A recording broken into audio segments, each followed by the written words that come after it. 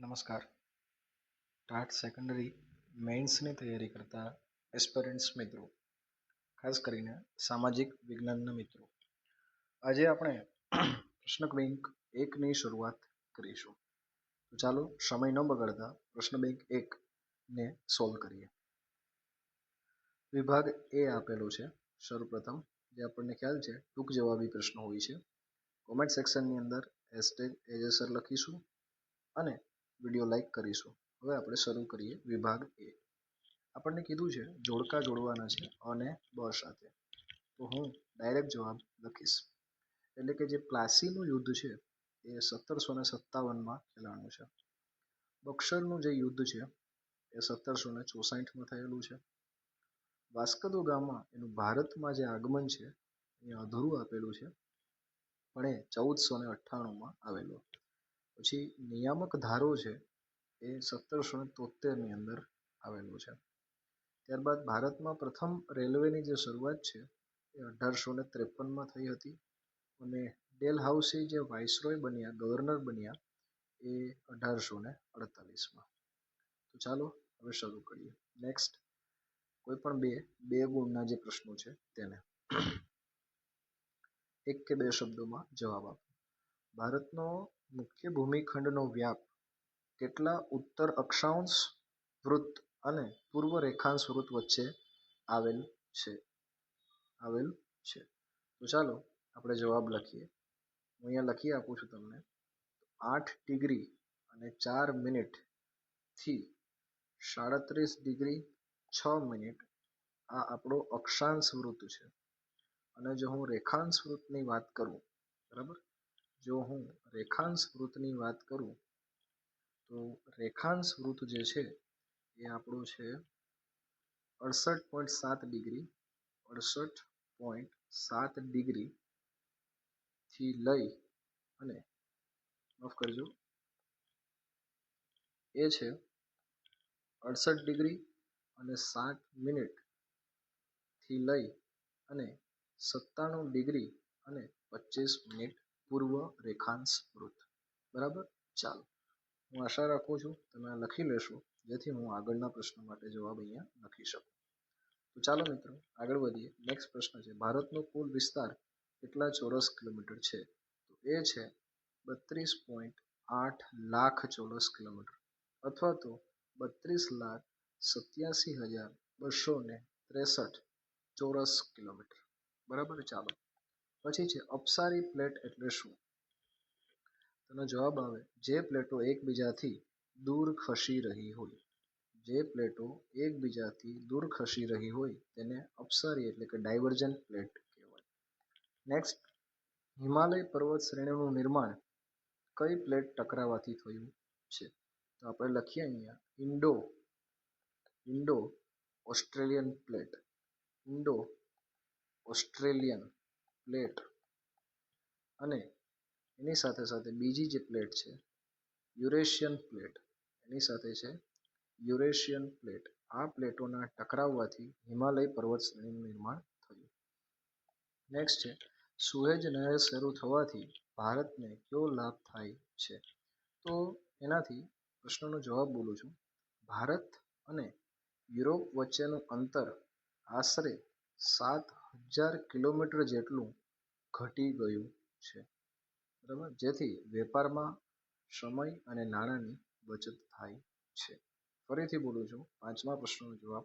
ભારત અને યુરોપ વચ્ચેનું અંતર આશરે 7,000 કિલોમીટર જેટલું ઘટી ગયું, જેથી વેપાર માટે સમય અને નાણાંની બચત થાય છે. છઠ્ઠા પ્રશ્નમાં આવશે ભારતની મધ્યમાંથી કયું વૃત્ત પસાર થાય છે? તો એમાં આવશે કર્કવૃત્ત. અને જો એના ડિગ્રી મિનિટ યાદ રાખીએ તો 23.5 ડિગ્રી નોર્થમાં. બરાબર, ચાલો. હવે આપણે ખાલી જગ્યા પૂરવાની છે. અફીણના વ્યાપારને કારણે ઇંગ્લેન્ડ અને ચીન દેશ વચ્ચે યુદ્ધ થયા હતા. બીજો પ્રશ્ન છે પ્રથમ વિશ્વયુદ્ધનું મુખ્ય કારણ વારસેની સંધિ હતી. પછી માફ કરજો, પ્રથમ વિશ્વયુદ્ધ છે તો એમાં થોડું આપણે ડી તરફ જઈશું. ફ્રેન્કફર્ટની સંધિ હતી. પછી છે બોલ્શેવિક ક્રાંતિ ને રશિયન ક્રાંતિ તરીકે પણ ઓળખવામાં આવે છે. ચોથું છે રાષ્ટ્રસંઘની રચના કયા વર્ષમાં થઈ હતી? તો 1920માં. બરાબર. ચાલો હવે આગળ વધીએ. નેક્સ્ટ, ભારતીય બંધારણની મુસદ્દા સમિતિના જે અધ્યક્ષ હતા એનું નામ જણાવો. તો ડી આવશે, ડોક્ટર ભીમરાવ આંબેડકર. ભારતના રાષ્ટ્રપતિ રાજ્યસભામાં વિવિધ ક્ષેત્રના નિષ્ણાંત અનુભવી એવા કેટલા વ્યક્તિઓને સભ્ય તરીકે પસંદ કરી શકે છે? તો 12. કેન્દ્ર યાદીમાં કેટલા વિષયો સમાવિષ્ટ છે? તો 97. ભારતનું બંધારણ ક્યારે અમલમાં આવ્યું? તો 26મી જાન્યુઆરી 1950. પછી આપણે જોઈએ વિભાગ બી. તો ડેલહાઉસીએ ખાલસા નીતિ અંતર્ગત રાજા અપુત્ર અવસાન પામતા કયા રાજ્ય ખાલસા કર્યા હતા? તો તમે જો લખતા હોય તો હું જવાબ બોલું છું. સતારા, પછી જેતપુર, પછી સંબલપુર, પછી ઉદયપુર. આ ઉદયપુરમાં યાદ રાખજો, આ ઉદયપુર MP વાળું ઉદયપુર આવશે, મધ્યપ્રદેશમાં. ઝાંસી, પછી આવશે નાગપુર અને બઘાત જેવા રાજ્યો. બઘાત. બરાબર. ચાલો હવે આને હું ઇરેઝ કરું છું જેથી આપણે નવા પ્રશ્નનો જવાબ લખી શકીએ. તમે વિડીયો પોઝ કરીને અથવા તો સ્ક્રીનશોટ લઈને લખી લેજો. નેક્સ્ટ પ્રશ્ન છે, વેલેસ્લીની સહકારી સૈન્ય યોજના શા માટે મીઠા ઝેર સમાન હતી? તો મિત્રો તમે જાણતા હશો કે આ યોજના દ્વારા દેશી રાજાઓને સલામતી અને મદદનો ખોટો આભાસ થયો, પરંતુ હકીકતમાં તેઓ કેવા થઈ ગયા હતા? પરાધીન અને આળસુ થઈ ગયા હતા. કેવા થઈ ગયા હતા? પરાધીન અને આળસુ. લશ્કરી ખર્ચ અને અંગ્રેજ રેસિડેન્ટના હસ્તક્ષેપને લીધે રાજાઓની આંતરિક સ્વતંત્રતા છે એ છીનવાઈ ગઈ હતી અને તેઓ અંગ્રેજ શાસનની ગુલામીમાં સપડાઈ ગયા હતા. આગળ જોઈએ તો ડેલહાઉસીએ કયા કયા સુધારાવાદી કાર્યો કર્યા હતા? તો પહેલાં તો છે ને આપણે એ જ લખવું પડે કે 1853ની અંદર ડેલહાઉસીએ મુંબઈ અને મુંબઈથી થાણા વચ્ચે રેલવે ટ્રેન શરૂ કરી. આ પહેલો સુધારો હતો. બીજું, એણે આધુનિક ટપાલ પદ્ધતિ શરૂ કરાવી ભારત અને ઇંગ્લેન્ડ વચ્ચે આધુનિક ટપાલ શરૂ કરી. પછી ડેલહાઉસીએ યાદ હોય તમને તો વિધવા પુનર્લગ્ન કાયદો છે એ લાવી દીધો હતો અને બાળ લગ્ન છે એના ઉપર પ્રતિબંધ લાદ્યો હતો. પછી ઈસવીસનને 1857માં મુંબઈ, ચેન્નઈ અને કોલકાતામાં પ્રથમ યુનિવર્સિટી સ્થાપેલી. મુંબઈ, કોલકાતા અને ચેન્નઈમાં પ્રથમ યુનિવર્સિટી સ્થાપેલી. ચાલો આગળ વધીએ મિત્રો. નેક્સ્ટ પ્રશ્ન ક્રમાંક 4 છે, ભારતમાં ફ્રેન્ચ ઈસ્ટ ઇન્ડિયા કંપનીએ કયા પ્રદેશમાં વેપારી મથકોની સ્થાપના કરી? તો એનો જવાબ લખું છું. સુરત, પછી પોંડિચેરી, પછી માહે, પછી મછલીપટ્ટનમ એટલે કે હાલનું જે મસૂલીપટ્ટનમ છે તે મછલીપટ્ટનમ. આના સિવાય કરાઈકલ, પછી ચંદ્રનગર અને ચંદ્રનગર. તો આટલા રાજ્યોમાં એણે સ્થાપી હતી, આટલા પ્રદેશોમાં. પછી છે નીચેના ભારતના નકશામાં બ્રિટિશ ઇન્ડિયા કંપનીના 4 વેપારી મથક છે એના કોઠાઓ તમારે દર્શાવવાના છે. તો હું તમને જણાવી દઉં મિત્રો, અહીંયા તમારે કઈ કઈ જગ્યાએ દર્શાવવાના? તો સુરતમાં દર્શાવી દેવાનું, ગુજરાતમાં. પછી મુંબઈમાં દર્શાવી દો. પછી કોલકાતાની અંદર દર્શાવી દો, અને કોલકાતા પશ્ચિમ બંગાળમાં આવે છે અહીંયા ક્યાંક. અને પછી આપણે દર્શાવી દેવાનું ચેન્નઈમાં. તો ચેન્નઈ અથવા તો મદ્રાસ જે તામિલનાડુમાં આવે છે. આ 5મા પ્રશ્નમાં આટલા જવાબો આવશે. બરાબર ફ્રેન્ડ્સ. ચાલો હવે આગળ વધીએ 6થો પ્રશ્ન તરફ. નીચેના પારિભાષિક શબ્દો તમારે સમજાવવાના. બેવડું નાગરિકત્વ. તો જે નાગરિક પાસે એક દેશનું અને સાથે પોતાના ઘટક રાજ્યનું એમ 2 હોય, કોઈ એક દેશનું અને પોતાના ઘટક દેશનું. જેમ કે મારી પાસે અમેરિકાનું નાગરિકત્વ હોય અને હું ઇન્ડિયાનો વતની એટલે કે મારા રાજ્યનું હોય તો એને બેવડું નાગરિકત્વ કહેવાય. બરાબર. ચાલો ભારતમાં એકલ નાગરિકત્વ ચાલે છે. આગળ વધીએ. લોકશાહી એટલે શું? તો લોકો માટે, લોકો વડે અને લોકો દ્વારા ચાલતું શાસન એટલે લોકશાહી. 5મો અને 7મો પ્રશ્ન જોઈએ. ભારતના આમુખમાં કયા આદર્શો જણાવવામાં આવ્યા છે. તો મિત્રો હું એક પછી એક આદર્શ બોલતો જાઉં છું, તમે લખી શકશો કે યાદ રાખજો.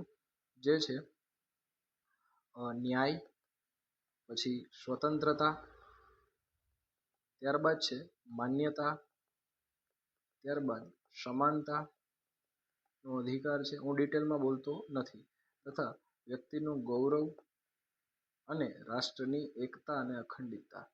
રાષ્ટ્રની એકતા અને અખંડિતતા, બરાબર છે. ચાલો આટલા આવેલા છે. બંધુતા છે, બંધુતા, બરાબર. ચાલો ઓલરાઈટ. પછી આપણે જોઈએ, આ તમે લખી લેજો. આગળ વધીએ પછી નેક્સ્ટ. તો સાર્વત્રિક પુખ્ત વય મતાધિકાર કોને કહેવાય? તો કોઈ પણ જાતિ, જ્ઞાતિ, ધર્મ, લિંગ, શિક્ષણ કે આવકના ભેદભાવ વિના કોઈ પણ જાતિ, જ્ઞાતિ, ધર્મ, લિંગ, શિક્ષણ કે આવકના ભેદભાવ વિના દેશના 18 વર્ષ કે તેથી વધુ ઉંમરનો દરેક નાગરિક મત કરી શકે છે. આને પુખ્ત વય મતાધિકાર કહેવાય. કેન્દ્ર યાદીમાં કેટલા અને કયા વિષયો? તો કેટલાનો જવાબ આવશે 97. અને કયા કયા વિષયોનો સમાવેશ થાય છે? તો જો અહીંયા હું લખું છું, યાદ રાખજો. સૌ પ્રથમ આવે છે સંરક્ષણ, ત્યારબાદ આવે છે વિદેશી બાબતો, ત્યારબાદ આવશે અણુશક્તિ, ત્યારબાદ આવશે નાણું, ત્યારબાદ આવશે બેન્કિંગ, પછી ત્યારબાદ આવશે રેલવે, ત્યારબાદ આવશે તાર ટપાલ અને વીમો, તાર ટપાલ, અને અંતે આવશે વીમો. તો આટલી બાબતોનો સમાવેશ, આટલા વિષયોનો સમાવેશ થાય છે. ચાલો હવે આગળ વધીએ. તો આપણે ગૃહનું નામ અને એના સભ્યો સંખ્યા લખવાની છે. તો ઉપલું ગ્રહ છે એને રાજ્યસભા કહેવાય, રાજ્યસભા. નીચલું ગૃહ છે એને લોકસભા કહેવાય, લોકસભા. ચાલો અહીંયા જે સભ્ય સંખ્યા હોય છે 250 હોય છે, અને અહીંયા જે છે એ 543 હોય છે. બંધારણની જે જોગવાઈ છે એ 550 થી 552 સુધીની છે, એટલે એ પણ હું લખી દઉં છું. હવે મિત્રો મુદ્દાસર પ્રશ્નોના જવાબ છે. તો એ પ્રશ્નના જવાબ તમારે જાતે લખવાના રહેશે. મેં તમને કીધું એમ આપણું જે આ પ્રકરણ છે એ 1, 2, 8 અને 13 છે. હું એ ટીક કરી દઉં છું, 1, 2, 8 અને 13. તો આ પ્રકરણમાં ધોરણ 9માં તમને આ પ્રશ્નોના જવાબ મળી જશે. ચાલો સ્ક્રીનશોટ લઈ લો. 11 પ્રશ્નો છે આપણી પાસે, બરાબર છે મિત્રો. ચાલો હવે આગળ વધીએ.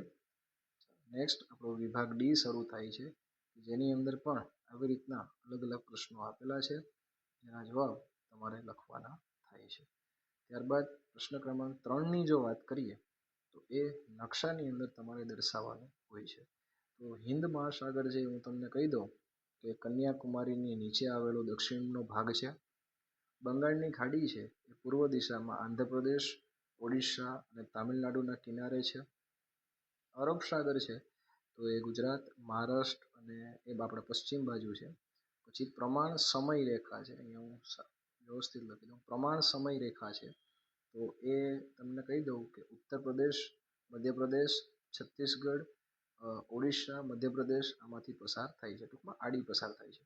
પછી કર્કવૃત છે એ ગુજરાત, રાજસ્થાન, મધ્યપ્રદેશ, છત્તીસગઢ, ઝારખંડ અને પશ્ચિમ બંગાળ, આ રીતના, અને પેલી આ રીતના, બરાબર. ચાલો પછી લક્ષદ્વીપ છે તો એ ટાપુઓ છે, અરબ સાગરના આ બાજુ આવેલો ભાગ છે, અને અંદમાન નિકોબાર ટાપુ છે એ બંગાળની ખાડી તરફનો ભાગ છે. ઓલરાઈટ. ચાલો મિત્રો અહીંયા આપણે આપણો લેક્ચર છે એ પૂર્ણ કરીએ છીએ. હું આશા રાખું છું કે તમને આ ખૂબ જ